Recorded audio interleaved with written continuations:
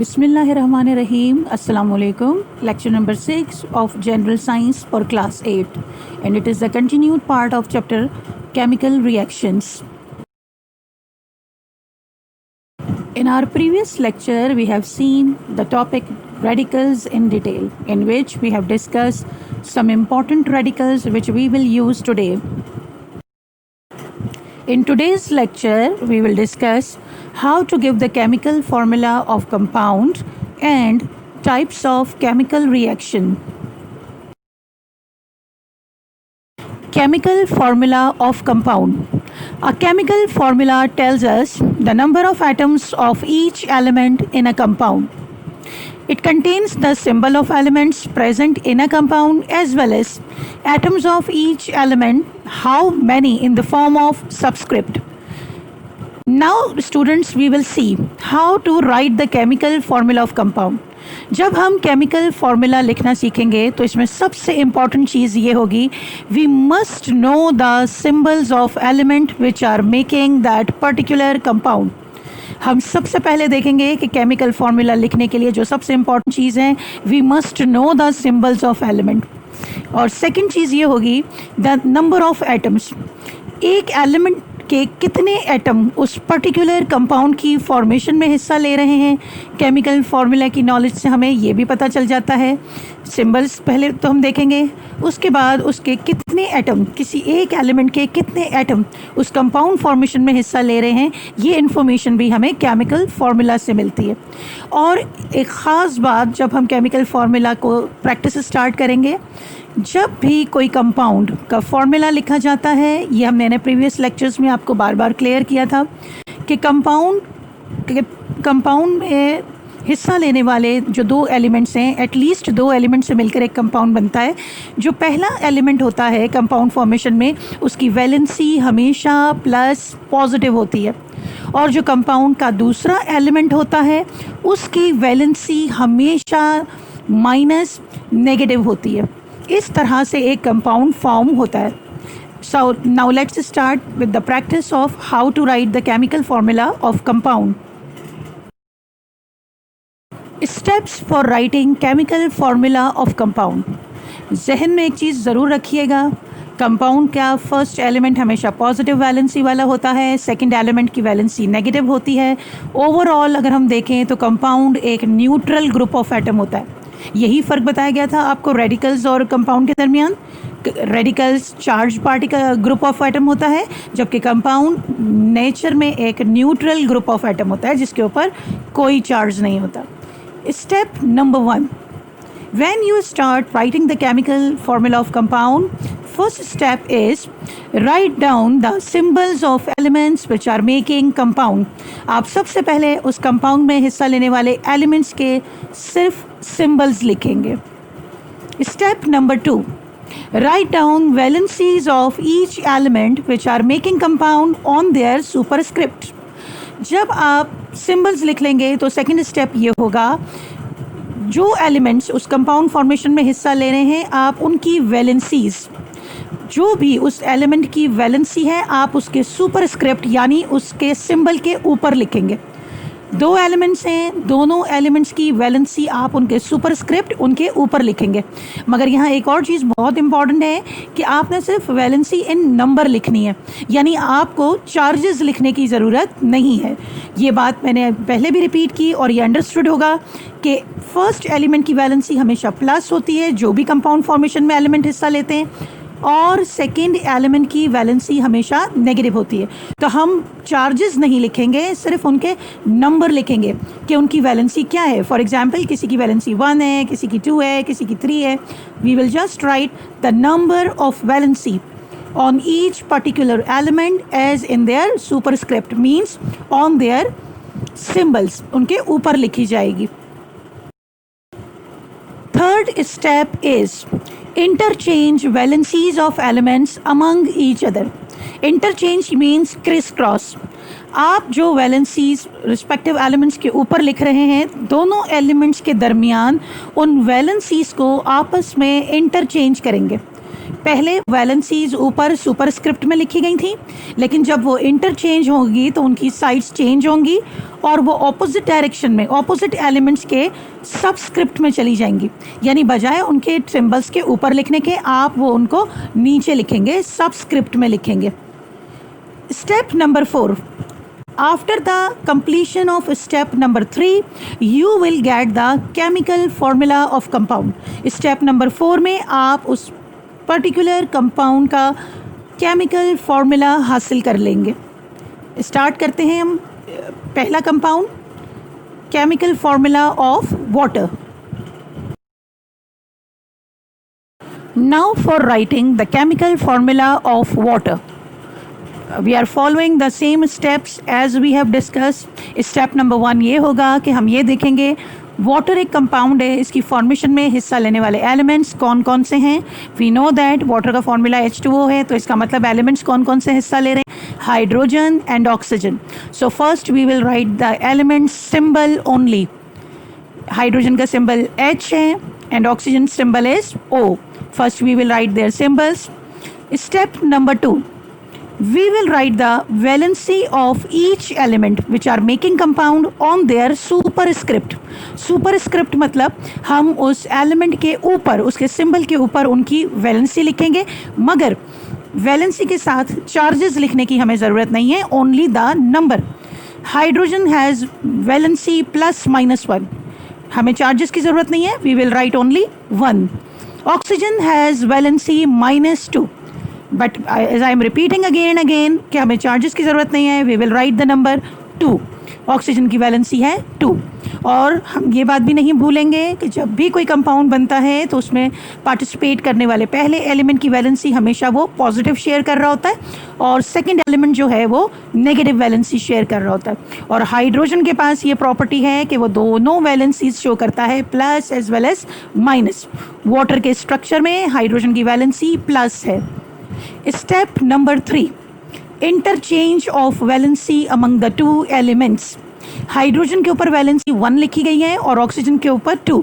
दोनों की वैलेंसीज आपस में इंटरचेंज होंगी, यानी जो वैलेंसीज ऊपर सुपर स्क्रिप्ट में लिखी गई हैं अब वो ऑपोजिट एलिमेंट्स की सबस्क्रिप्ट में या उनके सिंबल्स के नीचे लिखी जाएंगी। When they both exchange their valencies what happens, see. Hydrogen के पास ऑक्सीजन की वैलेंसी सबस्क्रिप्ट में चली जाएगी, यानी वो जो 2 है सुपरस्क्रिप्ट में था, इंटरचेंज होने के बाद उसकी पोजीशन चेंज हुई और वो हाइड्रोजन के सिंबल के नीचे एज अ 2 लिखा जाएगा। ऑक्सीजन के पास हाइड्रोजन की वैलेंसी इंटरचेंज होकर पहुंची, that will be written as O1। लेकिन क्योंकि 1 हमेशा अंडरस्टूड होता है तो जब भी हम फॉर्मूला ड्राइव करते हैं तो 1 नहीं लिखा जाता है। It is understood, it is obvious that it is only 1, but जब नंबर 1 से ज़्यादा बढ़ते जाते हैं तो वो हम उनको मेंशन करते हैं। स्टेप नंबर 4, जब इंटरचेंज हो गया, थर्ड स्टेप हमारा कंप्लीट हो गया, we will see we get the formula which is H2O। Formula of water is H2O।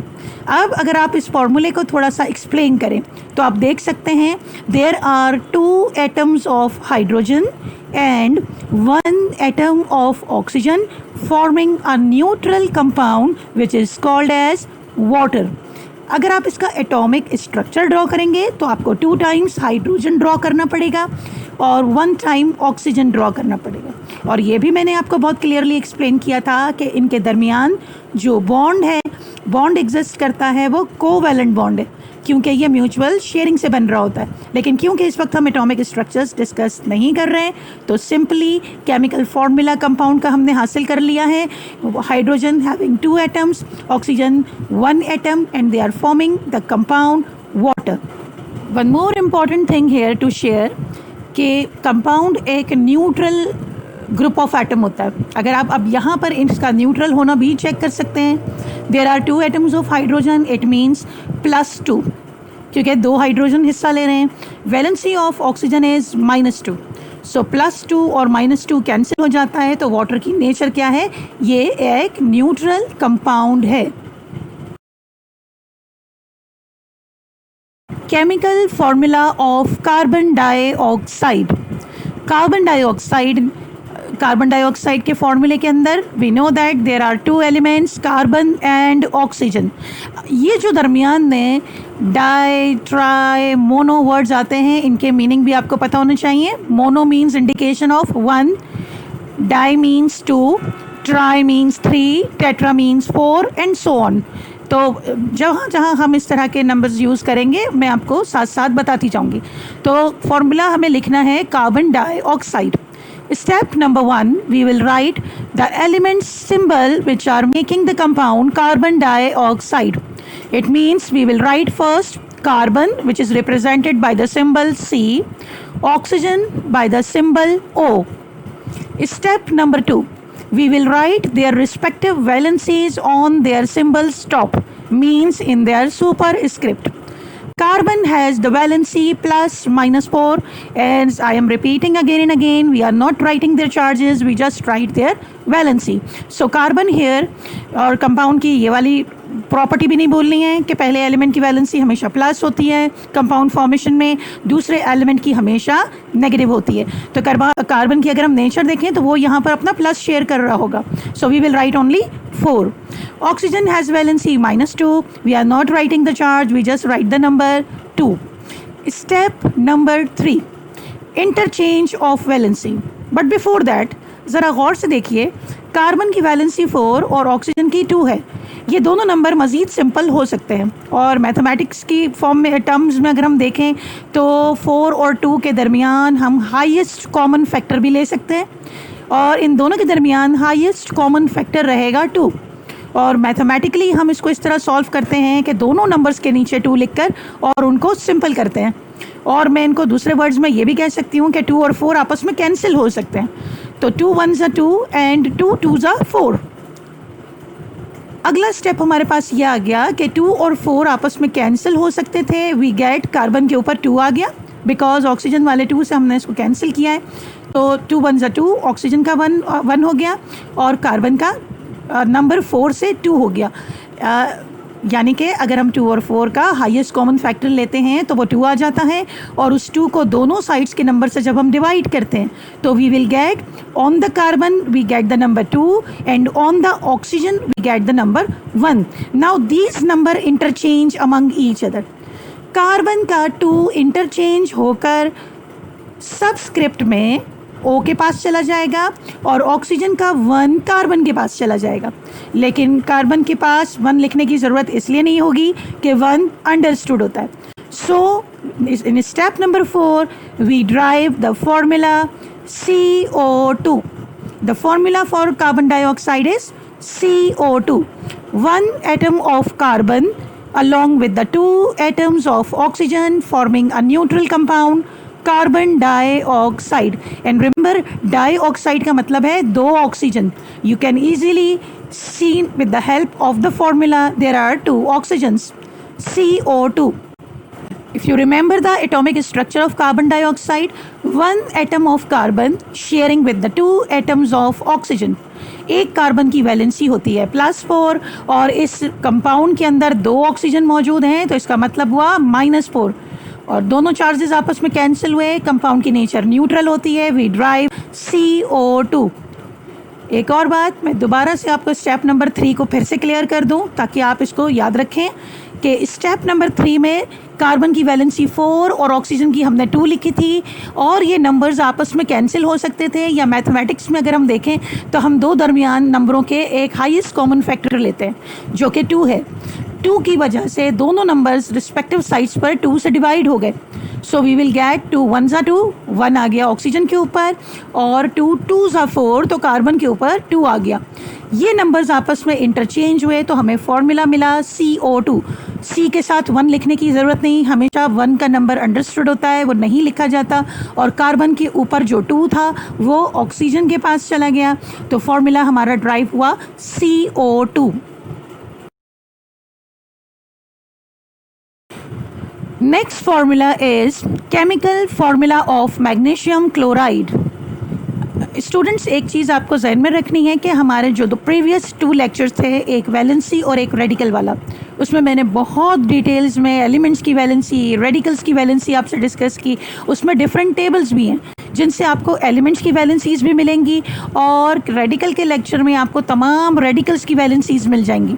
तो इस वक्त मैं उन तमाम की सेपरेटली वैलेंसीज शो नहीं कर रही।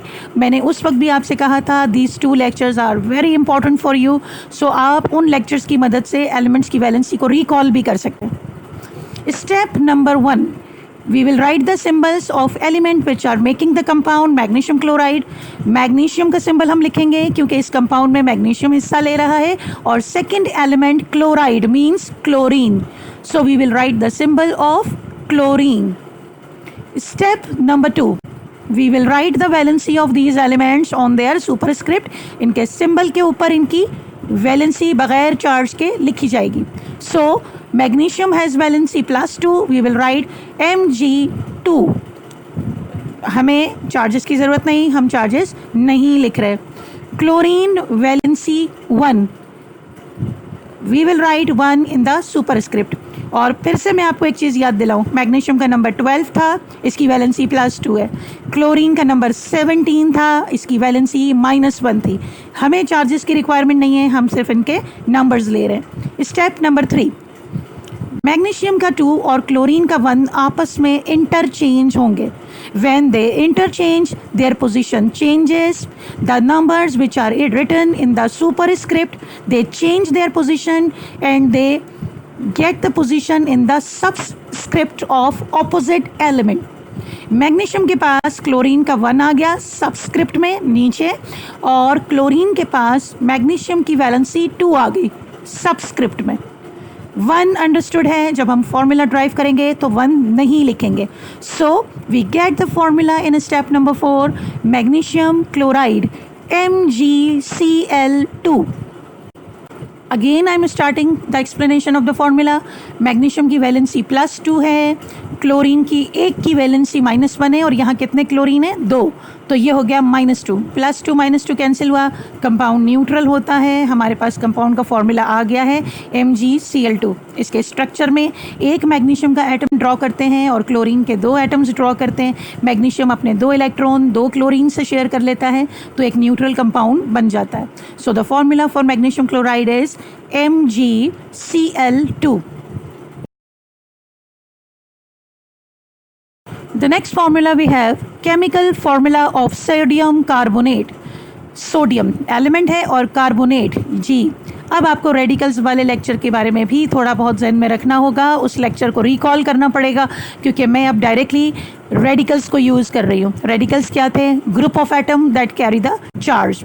और जब उनके साथ कोई ऐसा एलिमेंट आ जाता है जो कि वैलेंसी जो है उनकी ऑपोजिट चार्ज के साथ रखता है, तो वो न्यूट्रल कंपाउंड फॉर्म करते हैं। प्रीवियस लेक्चर की हेल्प से आपको रेडिकल्स को रिकॉल करना होगा। Step number 1, Step number 1 is we will write the symbol of sodium, because in the sodium carbonate we have sodium element and carbonate radical। Sodium का symbol है Na, carbonate radical, it is represented by the symbol CO3। So we will write the symbol of radical CO3। Step number 2, sodium की valency, number of electrons इसके 11 हैं, तो इसकी valency +1 है। हम सिर्फ लिखेंगे 1 क्योंकि हमें चार्जेस की ज़रूरत नहीं है for this step. Step number 2 में कार्बोनेट की वैलेंसी लिखेंगे। कार्बोनेट रेडिकल की वैलेंसी -2 है, हमें माइनस साइन की ज़रूरत नहीं है, we will just write the number 2। Step number 3, sodium and carbonate radical exchange their valencies. ये स्टेप बहुत ज़्यादा इंपॉर्टेंट है जो आपको बहुत अच्छी तरीके से समझना है। अब हम ये देखेंगे कि दोनों के दरमियान इंटरचेंज ऑफ वैलेंसी हो रहा है। सोडियम का जो 1 है वो पूरा रेडिकल के सिंबल क्या है? CO3। ये पूरा एक कलेक्टिवली ग्रुप ऑफ एटम है, तो 1 जो है वो पूरे रेडिकल के ऊपर अप्लाई होगा, यानी सिर्फ C पर या सिर्फ O पर नहीं, कंप्लीट रेडिकल CO3 के ऊपर जो है 1 चला जाएगा इंटरचेंज होने के बाद। जबकि जो रेडिकल का 2 है वो सोडियम के पास चला जाएगा और उसके सबस्क्रिप्ट यानी उसके सिंबल के नीचे लिखा जाएगा। So we will write here after the interchange Na2। जबकि पूरा रेडिकल, क्योंकि 1 का जो नंबर है बेटा वो ना C के साथ है ना O3 के साथ, ये पूरे के पूरे आपको ग्रुप ऑफ एटम के साथ शो करना है। तो हम इस ग्रुप ऑफ एटम को क्या करेंगे, ब्रैकेट के अंदर ले लेंगे, और ये ब्रैकेट इस वक्त हमें ये शो कर रहा है कि this one is with the entire radical. So we have taken the entire radical inside the bracket and we have written 1 outside it. लेकिन क्योंकि 1 अंडरस्टूड होता है तो जब हम फॉर्मूला ड्राइव करेंगे तो हमें ब्रैकेट की ज़रूरत नहीं रहेगी। Step number 4 is Na2 because carbonate की वैलेंसी इंटरचेंज होकर सोडियम के पास लिखी गई Na2CO3। 1 था कार्बोनेट रेडिकल के पास और 1 अंडरस्टूड था, तो हमने रेडिकल का जो ब्रैकेट है वो सिर्फ आपको समझने के लिए शो किया, यहाँ पर वो डिसॉल्व हो गया, हमने लिखा Na2CO3।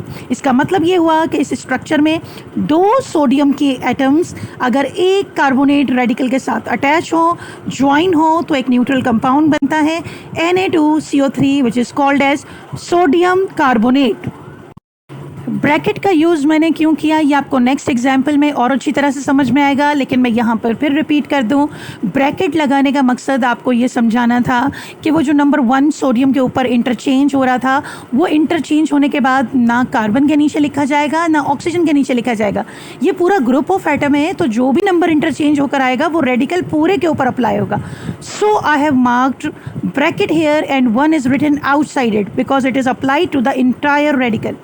But as we know that 1 के लिए हमें लिखने की ज़रूरत नहीं होती, तो ब्रैकेट की ज़रूरत नहीं पड़ी, और हमें एक कंपाउंड का जो फॉर्मूला हासिल हुआ है, केमिकल फार्मूला सोडियम कार्बोनेट का, वो है Na2CO3। Now we have seen the example, or we have taken the example of how to write the chemical formula of aluminum sulfate।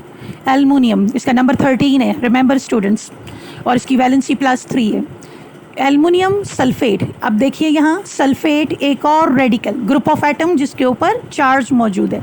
Step number 1 we will write their symbols. Aluminium का symbol है A⁻L। Aluminium का symbol हमने लिखा है sulphate radical. Sulphate radical का symbol है SO4। We have written the symbol SO4। Second step, write down their respective valencies on their top, which is called as the superscript। Aluminium के ऊपर हमने उसकी वैलेंसी लिखी +3 है, चार्ज हम नहीं लिखते हैं, we have just written the number और वैलेंसी 3। सल्फेट रेडिकल के ऊपर चार्ज होता है -2, क्योंकि हम यहाँ पर चार्जेस नहीं लिख रहे हैं, so we will write only number 2, only we have written the valency. Step number 3, interchange of valency occur here. Aluminium की वैलेंसी पूरे सल्फेट रेडिकल के पास अप्लाई होगी, और सल्फेट का 2 जो है वो एल्युमिनियम के सिंबल के नीचे लिखा जाएगा। So we will see after the interchange we get Al2 because sulphate की वैलेंसी इंटरचेंज होके क्रिस क्रॉस होके पोजीशन चेंज हुई, एल्युमिनियम के सिंबल के नीचे लिखी गई। और जो प्रीवियस स्टेप में मैं आपको ब्रैकेट का यूज़ बता रही थी, अब उसे हम करेंगे। एल्युमिनियम के ऊपर वैलेंसी 3 लिखी गई है, लेकिन क्योंकि इंटरचेंज होने के बाद वो पूरे रेडिकल के ऊपर अप्लाई होगी, यानी वो सिर्फ सल्फर के नीचे नहीं लिखी जाएगी, ऑक्सीजन के नहीं। ये ग्रुप ऑफ एटम है, और ग्रुप का मतलब होता है the valency the number after the interchange applies to the entire radical. So we have written sulphate symbol inside the radical, और 3 हम लिखेंगे आउटसाइड द रेडिकल। इस तरह से when we derive the formula for aluminum sulfate, step number 4 is Al2 bracket SO4 bracket close 3। इसका मतलब ये हुआ कि एल्युमिनियम के 2 एलिमेंट्स और सल्फेट के 3 रेडिकल अगर मिल जाएं तो हमें कंपाउंड मिलता है एल्युमिनियम सल्फेट। और अगर आप गौर करें, हम इसका एटॉमिक स्ट्रक्चर ड्रॉ करें तो हम 2 मरतबा एल्युमिनियम को ड्रॉ करेंगे। Sulphate radical 3 times because each aluminum has the valency +3। फॉर्मूले के अकॉर्डिंगली आप देखें एल्युमिनियम कितने होंगे, 2 का मतलब हो गया +6। एक सल्फेट की वैलेंसी -2 है, और यहाँ आ गए 3 सल्फेट, तो वैलेंसी आ गई -2 -2 -2 -6। चार्जेस कैंसिल हुए, कंपाउंड की नेचर न्यूट्रल हो गई। लेकिन हमें उन डिटेल्स में नहीं जाना, मैं आपको साथ साथ नेचर भी कंफर्म करती जा रही हूँ, क्योंकि हमने कहा है कि compound is a group of elements and its nature is neutral. So the formula for aluminum sulfate is Al2 bracket SO4 bracket close 3, means the 3 number is applied for the entire radical. We cannot write this number, sulphur के symbol के नीचे नहीं लिख सकते 3, ओ के 4 को हम नहीं डिस्टर्ब कर सकते हैं क्योंकि वो उसका फॉर्मूला है, इसीलिए पूरे रेडिकल को हमने ब्रैकेट में लिखा और बाहर 3 लिखा. ये वो 3 है जो एल्युमिनियम की वैलेंसी इंटरचेंज होकर सल्फेट के सिंबल के साथ सबस्क्रिप्ट में लिखी जाएगी.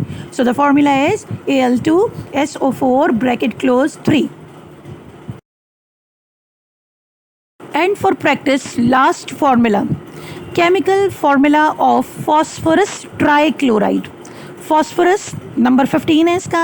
ट्राई का मतलब मैंने आपको पहले भी बताया था कि मोनो डाई ट्राई, लेकिन इस वक्त हमें डाई ट्राई के डिटेल्स में नहीं जाना है. वो ऑटोमेटिकली जब हम फॉर्मूला ड्राइव करेंगे हमें ट्राई समझ में आ जाएगा. हमारा फोकस क्या है? Phosphorus trichloride. कौन कौन से एलिमेंट्स हिस्सा ले रहे हैं इस कंपाउंड के बनने में? एक है फॉस्फोरस और दूसरा है chlorine. Step number 1, we will write their symbols. Symbol of phosphorus is P and for chloride symbol is Cl. Step number 2, we will write their valencies on their superscript. Valency of phosphorus is +3. We only write number of valency, that is 3. Chlorine has valency -1. We only write the number 1. Step number 3, interchange of valency occur between the two elements. We crisscross their valencies. P के ऊपर valency 3 लिखी गई है, chlorine पर 1 लिखी है. जब ये इंटरचेंज होकर अपनी ऑपोजिट साइड्स पर जाएंगी तो ये उनके सबस्क्रिप्ट में लिखी जाएंगे. P के पास वैलेंसी क्लोरीन की लिखी गई 1 और फॉस्फोरस का जो 3 है वो चला गया क्लोरीन के पास. ये क्लोरीन एक एलिमेंट का सिंबल है, ये ग्रुप ऑफ एटम नहीं है. इसे आप रेडिकल से कंफ्यूज मत कीजिएगा. रेडिकल का मतलब था 2 एलिमेंट्स मिल रहे हैं और एक रेडिकल फॉर्म कर रहे हैं, और यहाँ 2 लेटर सिंबल है. तो please don't get confuse with the symbol here. This is the chloride और क्लोरीन रेडिकल, और क्लोरीन का सिंबल Cl है. इधर ब्रैकेट इसलिए नहीं लगेगा कि ब्रैकेट सिर्फ और सिर्फ ग्रुप ऑफ एटम के साथ लगता है जहाँ 2 एलिमेंट्स आ रहे हो. क्लोरीन सिंबल सिंगल एलिमेंट है, तो हमने क्लोरीन के पास लिखा फॉस्फोरस का 3. 1 अंडरस्टूड होता है जब हमारा फॉर्मूला ड्राइव होगा. We will get in step number 4 PCl3. There is 1 atom of phosphorus combining with the 3 atoms of chlorine forming a compound phosphorus trichloride. As the name indicates, एक phosphorus है और 3 chlorine है, तो 3 के लिए word हमने use किया try. Phosphorus trichloride. Atomic structure draw करेंगे तो एक फॉस्फोरस ड्रॉ किया जाएगा और उसके साथ अगर 3 क्लोरीन शामिल हो जाएं तो फॉस्फोरस जो है अपने 3 आउटर मोस्ट शेल के इलेक्ट्रॉन्स 3 क्लोरीन को दे देगा, क्योंकि एक क्लोरीन की रिक्वायरमेंट -1 है. तीनों को दे दिए तो क्या हो गया? तीनों क्लोरीन्स ने एक एक एटम ले लिया तो पूरा कंपाउंड न्यूट्रल हो गया. फॉस्फोरस के ऊपर चार्ज आया +3, क्लोरीन पर -3, क्योंकि 3 क्लोरीन है. दोनों कैंसिल हुए, न्यूट्रल कंपाउंड बन गया. And the formula by the help of these steps we have derived PCl3, 1 atom of phosphorus and 3 chlorines forming a neutral compound which is pronounced as phosphorus trichloride. I hope students आपको chemical formula compound का लिखना समझ में आ गया होगा. आप इन compounds के फार्मूले को बार बार देखिए, इसकी खुद प्रैक्टिस कीजिए, तो आपको बड़े आराम से बहुत सारे कंपाउंड्स के फार्मूले खुद से लिखने आ जाएंगे. And now we start the topic types of chemical reaction. Remember students, I am repeating again here, valency, radical and chemical formula of compound, ये तीनों टॉपिक्स आपको चैप्टर केमिकल रिएक्शंस के अंदर रिएक्शंस को समझने में भी हेल्प आउट करेंगे. इसके अलावा जब आप इक्वेशंस बैलेंस करेंगे, केमिकल इक्वेशंस, तब भी ये तीनों चीज़ें आपको बहुत हेल्प आउट करेंगे. So please before doing chemical formula at least just go through the table of valency and the table of radicals from your previous lecture. Chemical reactions chapter जब हमने स्टार्ट किया था तो we have started with 2 type of changes, physical change and chemical change. Chemical changes are called as the chemical reactions. So today we will see types of chemical reactions. Chemical reactions can be categorized into a variety of types. Some major types are discussed here. Chemical reactions की बहुत सारी type हैं, हम वो major types discuss करेंगे जिनकी मदद से हम देखते हैं कि केमिकल रिएक्शन हो रहा है। और ये बात फर्स्ट लेक्चर में मैंने आपको समझाई थी, आई am repeating again here. Chemical changes are called as the chemical reactions and they are always shown by the help of chemical equations. Chemical reactions को रिप्रेजेंट करने के लिए हम हमेशा केमिकल इक्वेशंस लिखते हैं जो सिंबल और फॉर्मूला की मदद से लिखी जाती है। इस वक्त हम जो टाइप्स डिस्कस करने जा रहे हैं, कौन कौन सी टाइप्स हैं? नंबर 1 इज सिंथेसिस और combination reaction, decomposition reaction, combustion reaction, single replacement or displacement reaction, double displacement reaction and redox reaction. Remember one thing, today we will discuss only 5 types: synthesis और combination, क्योंकि जब ये आप समझेंगे तो decomposition आपको अच्छी तरह समझ में आ जाएगा। कंबस्शन का ताल्लुक भी इसी से है, तो ये भी आप इजीली समझ लेंगे।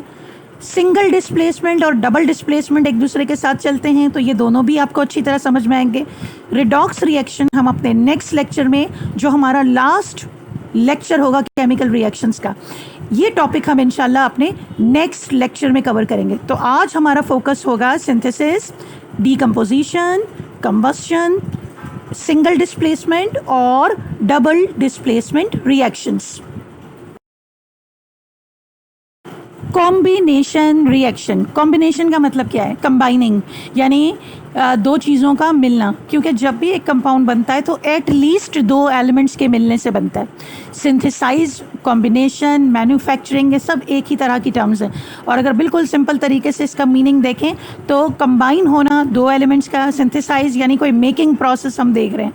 So with the help of this diagram you can easily understand. A, for example, A is any element. Plus sign जब हम लगाते हैं किसी भी रिएक्शन में तो ये बताता है कि 2 एलिमेंट्स कंबाइन हो रहे हैं। प्लस का मतलब होता है कंबाइन होना। Second element in this figure is taken as an example. The second element is element B. A element जब B एलिमेंट के साथ कंबाइन होगा तो ये क्या सिंथेसाइज करके देगा या हमें बना कर देगा?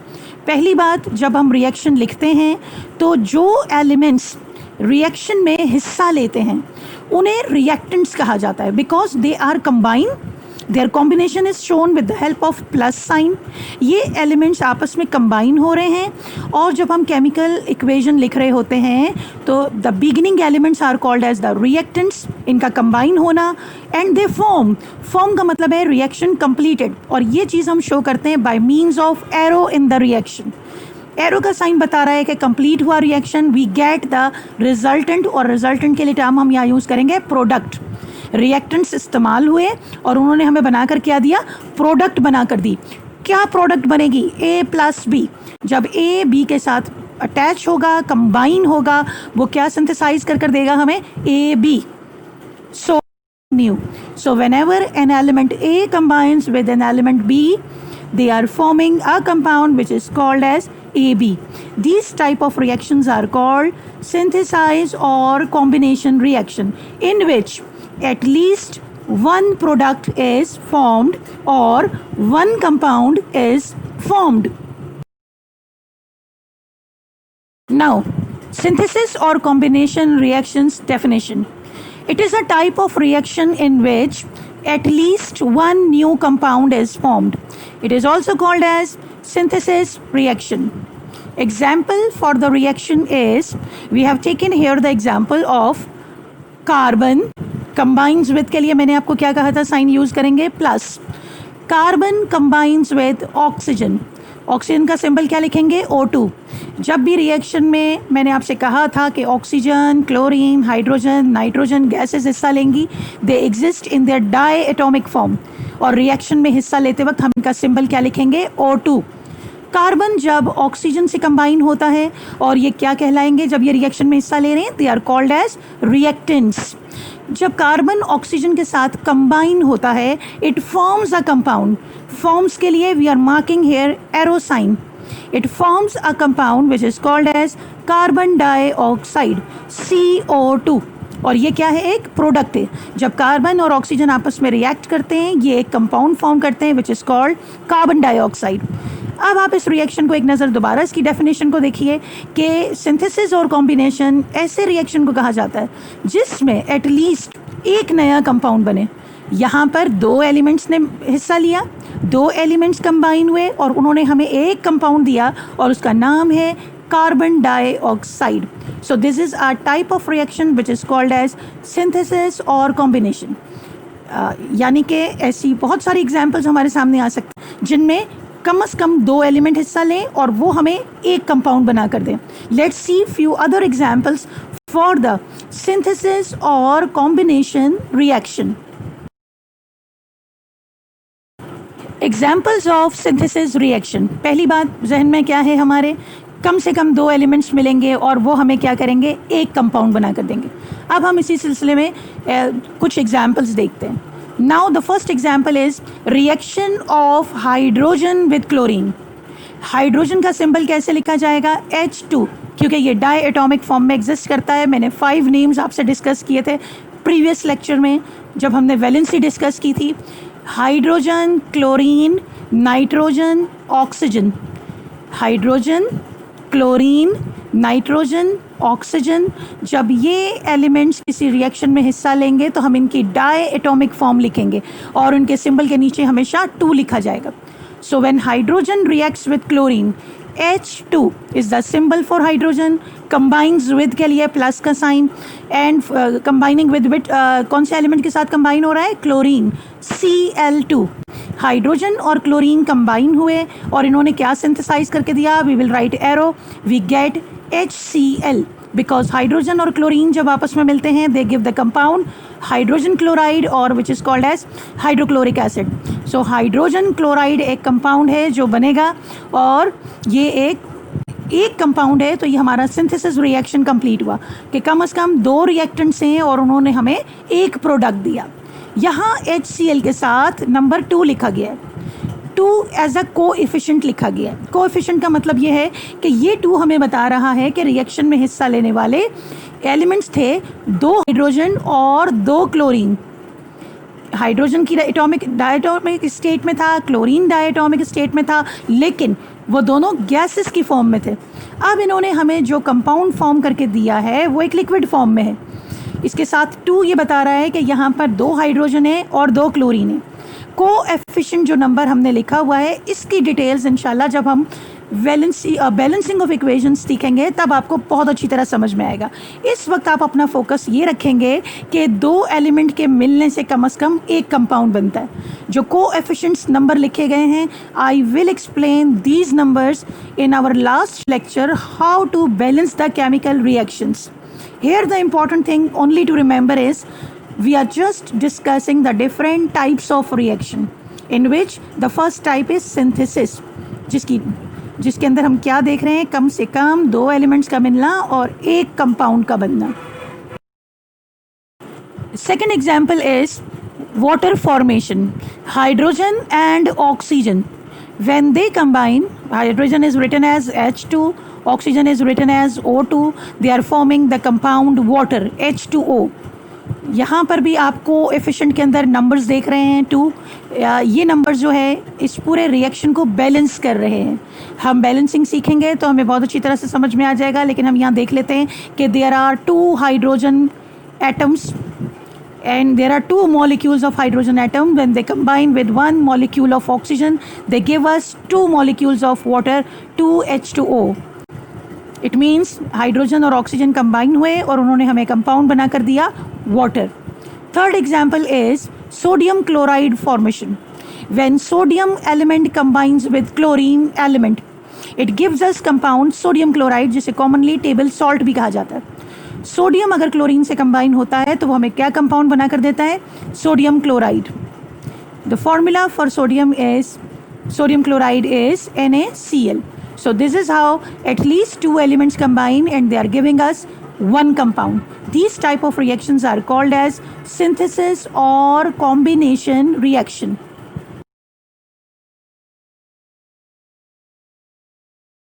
D डीकम्पोजिशन, अब नाम से ही जाहिर हो रहा है, डीकम्पोज होने का मतलब होता है टूटना, ब्रेक होना। प्रीवियस में हमने देखा था फर्स्ट टाइप सिंथेसिस जो थी उसमें कम से कम 2 एलिमेंट्स का मिलना और एक कंपाउंड बनना। डीकम्पोजिशन इसका बिल्कुल ऑपोजिट है, कम से कम एक कंपाउंड का ब्रेक होना उसके रिस्पेक्टिव एलिमेंट्स के अंदर। यानी वो कितने एलिमेंट्स में टूटेगा? एक कंपाउंड 2 एलिमेंट्स के अंदर, 2 एलिमेंट्स का मिलना, एक कंपाउंड फॉर्म करना सिंथेसिस। उसका ऑपोजिट क्या होगा? एक कंपाउंड का ब्रेक होना और 2 एलिमेंट्स में जिसमें वो मिलकर बना है उसमें ब्रेक हो जाना। सो आप यहाँ पर इस फिगर की हेल्प से देख सकते हैं, decomposition reaction means a compound which is called AB is broken down into respective elements which are making it like A plus B। ये आपके रिएक्शन सिंथेसिस का रिवर्स है। अगर आप देखें तो कि एक कंपाउंड है और वो ब्रेक हो रहा है अपने रिस्पेक्टिव एलिमेंट्स में। ए बी के बनने में 2 एलिमेंट ने हिस्सा लिया, ए और बी ने। जब ये डीकम्पोज हुआ तो किसके अंदर टूटा? ए और बी में। अब हम इस रिएक्शन को डिटेल में देखते हैं। क्योंकि कंपाउंड्स केमिकल कॉम्बिनेशन से बनते हैं तो बेटे कभी भी हम कंपाउंड को किसी हैमर से या किसी फिजिकल मेथड से ब्रेक नहीं कर सकते। ये डिकम्पोजिशन हमेशा कुछ प्रोसेसेस के थ्रू अकर होती है, कुछ प्रोसेसेस कुछ स्टेप्स के ज़रिए अमल में आती है। वी विल सी और discuss these steps also, but the first thing which is very important to remember is there are many reactions which are showing the combination. बहुत सारे रिएक्शंस होते हैं, केमिकल रिएक्शंस, जिनमें हम एलिमेंट्स के मिलने से कंपाउंड फॉर्मेशन देखते हैं। बहुत सारे रिएक्शंस ऐसे होते हैं, ये क्योंकि रिएक्शंस की टाइप हैं, ऐसे होते हैं जिनमें आप कंपाउंड्स को ब्रेक होता हुआ देखते हैं। जब आप ब्रेक होता हुआ देखेंगे तो इसका मतलब है ये कौन सी टाइप होगी? Decomposition reaction. Decomposition reaction. It is a reaction in which a simpler compound breaks up into 2 simpler elements, or a larger complex compound decomposes into 2 or more simpler compounds or elements. Decomposition, as a name indicates, ऐसा reaction जिसके अंदर एक simple compound अगर break होगा तो definitely वो 2 simple elements में break होगा, क्योंकि वो उन्हीं 2 elements से मिलकर बना है। और अगर कोई large complex compound होगा, कोई बड़ा compound होगा, तो वो decompose होकर 2 या उससे ज़्यादा simple compound भी form कर सकता है, compound और element भी form कर सकता है। It is the opposite of synthesis reaction. As I said earlier, ये क्या है? Decomposition, synthesis या combination का opposite reaction है।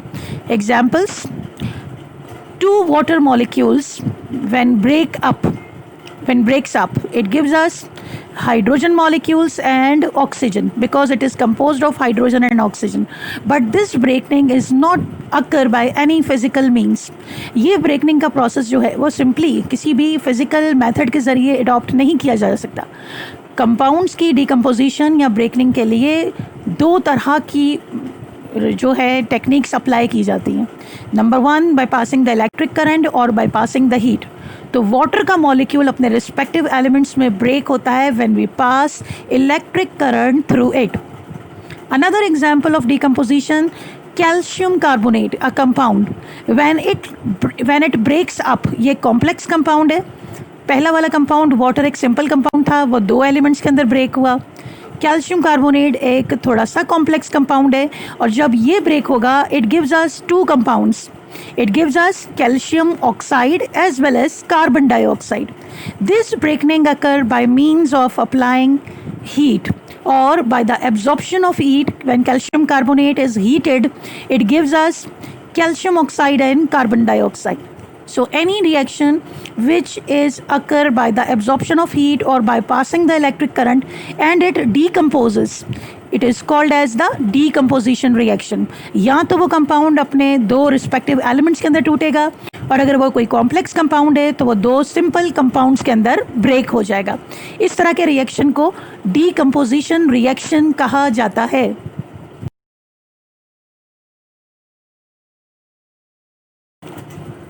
Endothermic reaction and exothermic reaction.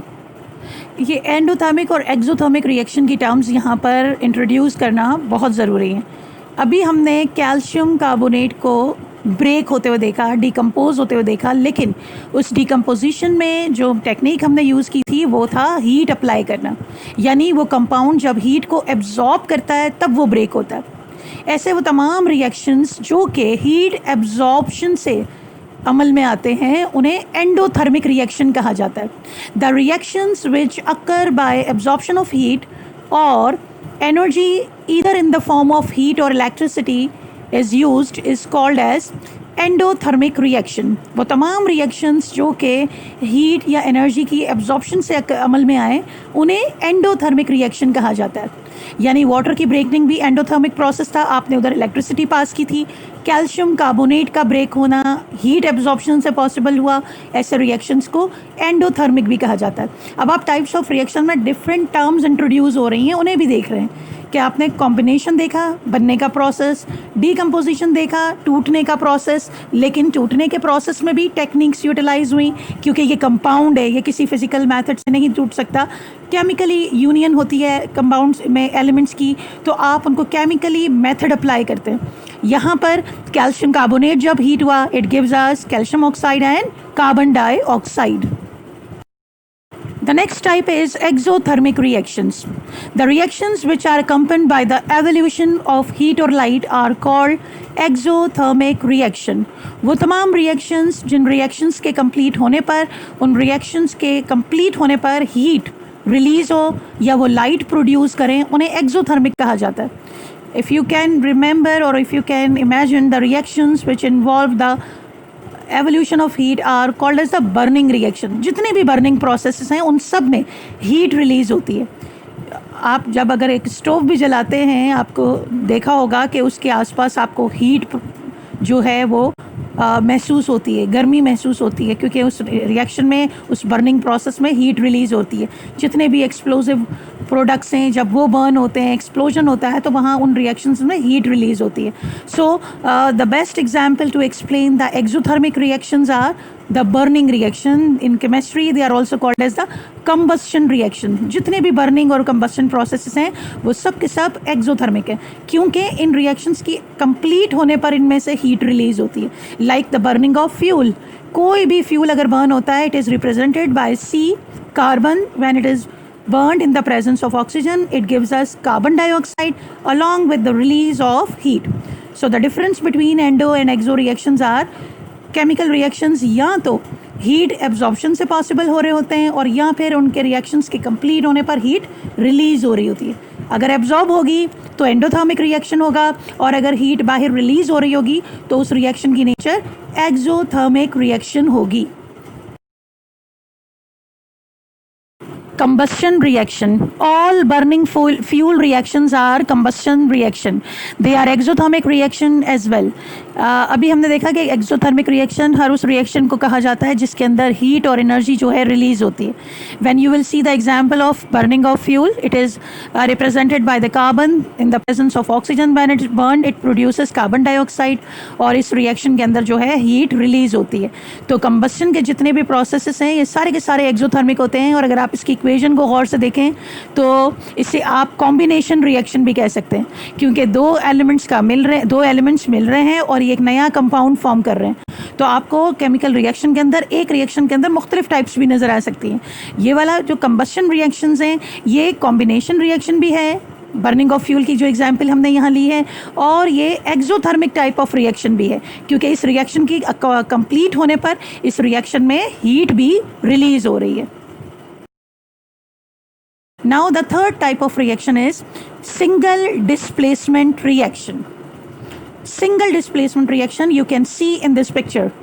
There is an element A which is combining with a compound BC. एक element है A जो कि एक कंपाउंड है BC, उससे रिएक्ट करता है, कंबाइन होता है उसके साथ। It gives us a very different thing, a different nature of compound which is called AC and also producing an element B. इस रिएक्शन में क्या हो रहा है? A reaction where an element displaces another element in a compound, producing a new compound and a new element. ऐसा reaction जिसके अंदर एक एलिमेंट, और यहाँ पर एलिमेंट कौन है, ए, एक एलिमेंट जो है किसी कंपाउंड से रिएक्शन करता है, कंपाउंड है BC, और उस कंपाउंड में से किसी एलिमेंट को, ऐसे एलिमेंट को जो उससे लेस रिएक्टिव है, डिस्प्लेस कर देता है, उसकी जगह तब्दील कर देता है और उसकी जगह खुद ले लेता है। यानी कि BC एक कंपाउंड है, तो आपको मालूम है कि एक कंपाउंड में फर्स्ट एलिमेंट की वैलेंसी हमेशा प्लस और दूसरे की माइनस होती है। तो A एक ऐसा एलिमेंट है जिसकी वैलेंसी प्लस है। उसने क्या किया कि BC से जब रिएक्ट करा तो B की जगह खुद ले ली और नया कंपाउंड बन गया AC, और B इस रिएक्शन के अंदर सेपरेट आउट हो गया। A reaction in which one element displaces another element from its compound and making new compound is called displacement reaction और single displacement, क्योंकि एक एलिमेंट एक कंपाउंड में से दूसरे एलिमेंट को डिस्प्लेस कर रहा है और इसको कहा जाएगा सिंगल डिस्प्लेसमेंट हो रहा है। यानी कि डबल डिस्प्लेसमेंट भी होता है, लेकिन इस वक्त हम डिस्कस कर रहे हैं सिंगल डिस्प्लेसमेंट को।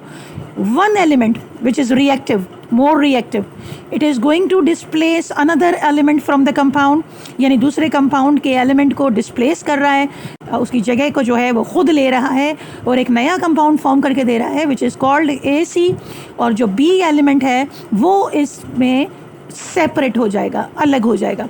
तो this type of reaction are called single displacement reaction. We can use term only displacement as well. Single displacement भी कह सकते हैं, only displacement reaction भी इसको कह सकते हैं। It is a type of reaction in which a more reactive metal replaces a less reactive metal from a compound. Metals जितने भी होते हैं वो कंपाउंड में हमेशा पहले लिखे जाते हैं, क्योंकि तमाम मेटल्स की वैलेंसी प्लस होती है, वो हमेशा अपने इलेक्ट्रॉन्स देते हैं, लूज़ करते हैं। यहाँ हम एग्जाम्पल ले रहे हैं आयरन की। Iron when reacts with copper sulphate, you remember iron यहाँ पर A है, कॉपर B है और सल्फेट C है। A प्लस BC, जो अभी हमने एक इसकी फॉर्मल इक्वेशन देखी थी कि A plus BC gives us AC and B is separated. Iron एक स्ट्रॉन्ग रिएक्टिव एलिमेंट है, ये क्या करेगा, कॉपर सल्फेट में से कॉपर को डिस्प्लेस कर देगा और एक नया कंपाउंड फॉर्म करेगा आयरन सल्फेट FeSO4, जबकि इस रिएक्शन में कॉपर जो है वो डिस्प्लेस हो रहा है और उसकी जगह किसने ले ली है, आयरन ने, क्योंकि वो बहुत रिएक्टिव है और वो बहुत आराम से कॉपर को उसके कंपाउंड से डिस्प्लेस कर देता है। This type of reactions are called as the displacement reaction. Now we will see double displacement reaction. Single displacement में एक एलिमेंट ने कंपाउंड में से दूसरे एलिमेंट को डिस्प्लेस किया था, और यहाँ हम देखेंगे डबल डिस्प्लेसमेंट जिसमें दो कंपाउंड हिस्सा लेंगे और दोनों कंपाउंड्स अपने रेडिकल को एक्सचेंज करेंगे। Now you can see in this picture AB is one compound and CD is another compound. When they both react or when they both exchange their radical, क्योंकि दो compound हैं, first वाले compound में A ऐसा element है जिसकी valency plus है और B की नेगेटिव है, C की वैलेंसी प्लस और D की नेगेटिव है। इस तरह A जो है वो D के साथ एक नया कंपाउंड फॉर्म करेगा और जो C है वो B के साथ मिलकर एक नया कंपाउंड फॉर्म करेगा। दोनों कंपाउंड्स में आपने देखा कि एलिमेंट्स ने अपने रेडिकल एक्सचेंज कर लिए। A ने D के रेडिकल के साथ मिल गया और C जो है वो B रेडिकल के साथ मिल गया, तो दो डिफरेंट नेचर के कंपाउंड बन गए। One is called AD and another is called CB। Definition for double displacement. It is a reaction in which two compounds exchange their radicals. दो कंपाउंड हिस्सा लेंगे और दोनों आपस में अपने रेडिकल एक्सचेंज करेंगे, ऐसे रिएक्शन को डबल डिस्प्लेसमेंट कहा जाता है। इस रिएक्शन की भी दो टाइप्स होती हैं, one is called neutralization reaction and the other is called precipitation reaction. Now we will see what is neutralization and what is precipitation. मगर इनकी नेचर क्या होगी, इनमें दो कंपाउंड हिस्सा लेंगे और दोनों कंपाउंड आपस में अपने रेडिकल्स को जो है एक्सचेंज करेंगे। डबल डिस्प्लेसमेंट रिएक्शन की पहली टाइप है न्यूट्रलाइजेशन। इसे न्यूट्रलाइजेशन नाम इसलिए दिया गया है कि ये रिएक्शन ख़ास तौर पर दो ख़ास कंपाउंड्स के दरमियान होगा जिनका नाम एसिड और बेस है, और जब भी ये दोनों कंपाउंड आपस में रिएक्शन करेंगे ये हमेशा हमारे लिए सॉल्ट और वाटर प्रोड्यूस करेंगे। It is a reaction between an acid and a base, and the resulting products formed after neutralization are salt and water. कोई भी एसिड किसी भी बेस के साथ जब भी रिएक्शन करेगा हमें सॉल्ट और वाटर प्रोड्यूस करके देगा. नाउ सी, एसिड है यहाँ पर hydrochloric acid, symbol HCl, reacting with the base NaOH and gives us sodium chloride, salt and water molecule. अब बेटा यहाँ आपको ये देखना है कि एसिड ऐसा कंपाउंड जिसके अंदर हाइड्रोजन मौजूद होता है रेडिकल के साथ, उसे एसिड कहते हैं, और ऐसा कंपाउंड जिसमें मेटल के साथ OH रेडिकल मौजूद होता है उसे बेस कहते हैं. जब भी कोई एसिड किसी बेस के साथ रिएक्ट करता है, ये दो डिफरेंट नेचर के कंपाउंड्स हैं, ये आपस में अपने रेडिकल एक्सचेंज करेंगे. अब आप देख सकते हैं कि हमने A, B और C, D लिया था. यहाँ पर आप देखें कि हाइड्रोजन जो है वो OH रेडिकल के साथ मिलकर वाटर फॉर्म कर रहा है, और सोडियम जो है वो एसिड के क्लोरीन के साथ मिलकर सोडियम क्लोराइड फॉर्म कर रहा है. सो बेसिकली दो कंपाउंड अपने रेडिकल एक्सचेंज करके दो बिल्कुल डिफरेंट नेचर के कंपाउंड प्रोड्यूस करके दे रहे हैं. लेकिन जो कि ये जो रिएक्शन है ये हमेशा एसिड और बेस के दरमियान होता है, तो इसे न्यूट्रलाइजेशन कहा जाता है. It is a type of double displacement reaction. The next type of double displacement reaction is precipitation reaction. Precipitation. पहली वाली टाइप थी न्यूट्रलाइजेशन डबल डिस्प्लेसमेंट की, और दूसरी है प्रेसिपिटेशन. मगर दोनों में जो चीज़ कॉमन है वो क्या है, ये दोनों डबल डिस्प्लेसमेंट की एग्जाम्पल है. यानी दो कंपाउंड रिएक्शन में हिस्सा लेंगे और दो डिफरेंट नेचर के कंपाउंड्स बनेंगे. When two liquids react and forms insoluble solid as one of a reacting product, this type of reaction is called precipitation reaction. दो liquids reaction में हिस्सा लेंगे, दो लिक्विड कंपाउंड्स, और जब वो रिएक्शन कंप्लीट करेंगे तो इनसॉल्युबल सॉलिड की वजह से उनमें प्रेसिपिटेट बनेंगे. प्रेसिपिटेट्स का मतलब ये होता है किसी सब्सटेंस की इनसॉल्युबिलिटी, यानी वो मुकम्मल तौर पर डिसॉल्व ना हो और उसके सॉलिड प्रेसिपिटेट जो है वो उनकी फॉर्मेशन हो वो इनसॉल्युबल रहें. इस रिएक्शन की ख़ास बात क्या है कि आप इसकी एग्जाम्पल देखें. हम यहाँ पर दो कंपाउंड ले रहे हैं. एक है सिल्वर नाइट्रेट जिसका सिंबल है AgNO3. दूसरा कंपाउंड है सोडियम क्लोराइड जिसका सिंबल है NaCl. अब ये दो कंपाउंड आपस में अपने रेडिकल्स को एक्सचेंज करेंगे. सिल्वर सोडियम के रेडिकल क्लोरीन से अटैच हो जाएगा और सोडियम सिल्वर के रेडिकल नाइट्रेट से अटैच हो जाएगा. तो दो मुख्तलिफ किस्म के कंपाउंड्स बन जाएंगे. एक का नाम होगा AgCl क्योंकि सिल्वर जो है वो सोडियम के रेडिकल से अटैच हो गया, और सोडियम बनाएगा सोडियम नाइट्रेट क्योंकि उसने किस रेडिकल को एक्सचेंज किया है, सिल्वर के रेडिकल को. So in the products the two entirely new compounds are formed. Nature इसकी प्रेसिपिटेशन इसलिए है कि दो कंपाउंड्स आपस में कंप्लीटली सॉल्युबल नहीं है. एक इनसॉल्युबल प्रोडक्ट फॉर्म कर रहा है जो PPT या प्रेसिपिटेट या प्रेसिपिटेशन फॉर्म कर रहा है, तो उसे हमने इस रिएक्शन को कहा है प्रेसिपिटेशन रिएक्शन. इनसॉल्युबल है एक सब्सटेंस दूसरे के अंदर और वो उसके अंदर बॉटम के अंदर सेटल डाउन हो रहा है, तो इस वजह से इसे हमने प्रेसिपिटेशन कहा.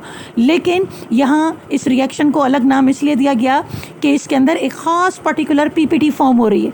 पहला रिएक्शन ख़ास एसिड और बेस के दरमियान था तो उसे न्यूट्रलाइजेशन कहा गया. मगर न्यूट्रलाइजेशन और प्रेसिपिटेशन में जो चीज़ कॉमन है वो ये है कि ये दोनों के दोनों डबल डिस्प्लेसमेंट की एग्जाम्पल हैं जिनमें दो कंपाउंड हिस्सा लेते हैं और दोनों आपस में अपने रेडिकल एक्सचेंज करके दो बिल्कुल मुख्तलिफ कंपाउंड फॉर्म करते हैं. Today's lesson review. आज के लेसन में स्टूडेंट्स हमने देखा how to give the chemical formula to the compound.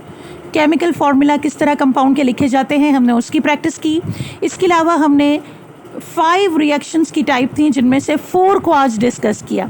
Synthesis reaction जिसे कॉम्बिनेशन रिएक्शन भी कहा जाता है, डिकम्पोजिशन रिएक्शन, डिस्प्लेसमेंट जिसको सिंगल रिप्लेसमेंट भी कहा जाता है, और double displacement reaction.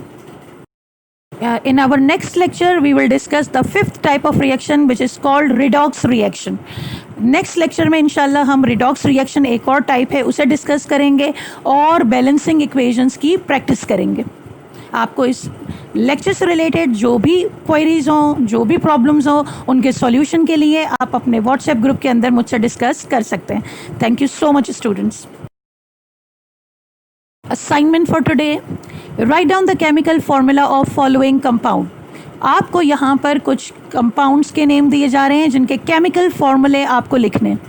First compound is sodium chloride, second is potassium sulphate, third calcium carbonate, fourth magnesium hydro oxide. In elements और इनके रेडिकल्स की वैलेंसी आपको अपने प्रीवियस लेक्चर्स में आराम से मिल जाएंगी. आपको उन्हीं 4 स्टेप्स को लेते हुए पहले एलिमेंट्स के सिंबल, फिर उनकी वैलेंसीज, फिर उनको इंटरचेंज करके इन चारों कंपाउंड्स के केमिकल फॉर्मूला जो है वो ड्राइव करने हैं. Continued part of assignment, identify the type of reaction as combination, decomposition, displacement and as double displacement reaction. यहाँ मैं आपसे कुछ इक्वेशंस शेयर कर रही हूँ. आपको उन रिएक्शंस की सिर्फ नेचर फाइंड आउट करनी है कि ये कौन सा रिएक्शन है. यानी कि आपको चेक करना है कि ये एग्जाम्पल कॉम्बिनेशन की है, डिकम्पोजिशन की है, डिस्प्लेसमेंट की है या डबल डिस्प्लेसमेंट की. आपको उस रिएक्शन के आगे उसका नाम लिखना है. The first reaction is NH3. NH3 gives us nitrogen and hydrogen, N2 plus H2. Second reaction is zinc is reacting with iron sulfate or ferrous sulfate, and it gives us zinc sulfate and iron. Iron, the Latin name for it is ferrum और इसे ferrous या Fe कहा जाता है. Zinc reaction कर रहा है iron sulphate के साथ और प्रोड्यूस करता है जिंक सल्फेट और आयरन सेपरेट हो जाता है. इस रिएक्शन की नेचर क्या है आपको उसके सामने लिखना है. The third reaction is sulphur, S plus O2, sulphur reacting with oxygen and gives us sulphur dioxide. The fourth reaction is BaCl2 which is called barium chloride और इसका रिएक्शन हो रहा है सोडियम सल्फेट के साथ Na2SO4. जब ये दो कंपाउंड आपस में रिएक्शन कर रहे हैं that give us BaSO4 and NaCl. ये कौन सी टाइप का रिएक्शन है आपको इसके आगे सिर्फ इसका नाम लिखना है. आपको आइडेंटिफाई करनी है इस नेचर इस रिएक्शन की ये कौन सा रिएक्शन हो सकता है. Fifth reaction is CaOH2. Calcium hydroxide gives us calcium oxide and water. Calcium hydroxide है और उसको हीट करने से हमें कैल्शियम ऑक्साइड और वाटर मिल रहा है. ये रिएक्शन की कौन सी टाइप है आपको इसका नाम लिखना है. Attempt these 2 questions in your journal. Question number 1, define the following reactions with example: combination reaction, decomposition reaction, combustion reaction. Question number 2, write down the difference between exothermic and endothermic reaction with example. See you in the next lecture. Till then, Allah Hafiz.